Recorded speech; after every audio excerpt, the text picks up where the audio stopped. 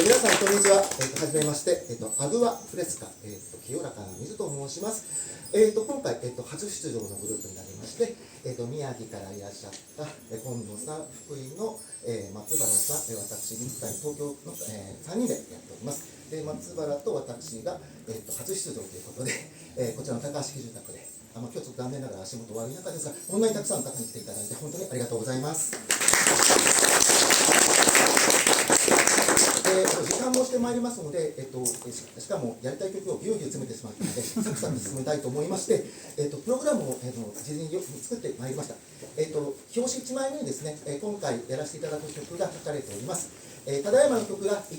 ナーナカンアルファという曲と、コユーという曲をメドレーでお聴きいただきました。でその下に、格好書きで何やら思わせぶりなキャッチコピー書いてあって、もし気になった方がいらっしゃったら、2ページ目以降をですね、後で開けて、禁断の扉を開けていただきたいと思います。はい、と、思わせぶりなことを言って、続けて、次の曲に入っていきます。今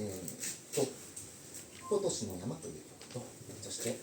儚かきという曲をお聴きください。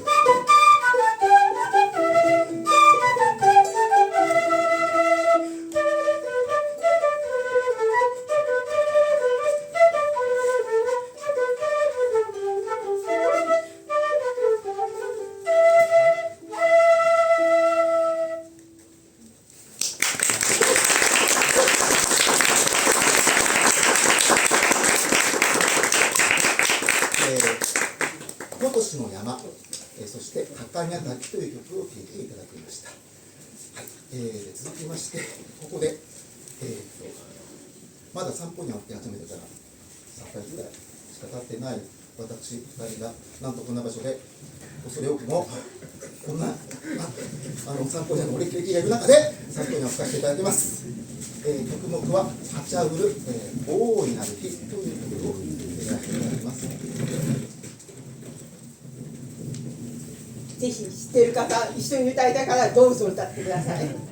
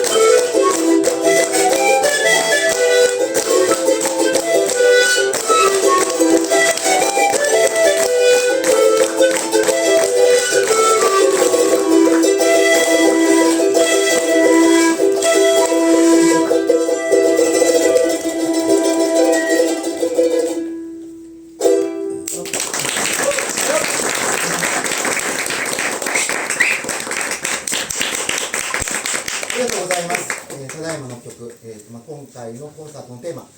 マリオ・グテーレスの怒りの曲ということでやらせていただいておりますが、マリオ・グテーレスの作った曲の中でも、最も有名で、今でも歌い継がれている、ハチャウル、偉大なる日、大いなる日という曲を演奏しました。今、2人なんですが、そうですね、コンテスタードという昔ながらの、音を補い合いながら弾くという、合間の伝統に基づいた弾き方をしたんですが、いきなりここでコマーシャルなんですけども、来週日曜日、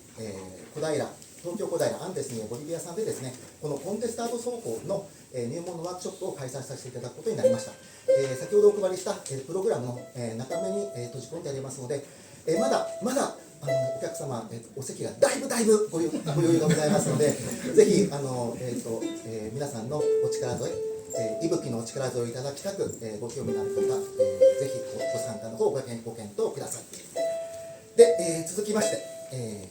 佳境に向かって入ってまいりました、6曲目、マリオ・グリティエレスの、最晩年の曲をやらせていただきます。今の曲、ハチャルとは打って変わった曲奏で、なぜこうなったかという考察は、プログラムの方に書かせていただいております。パクシ、アイマラ語で月という曲を今から演奏させていただきます。よろしくお願いします。ちょっとすみません、水分切れでございまして。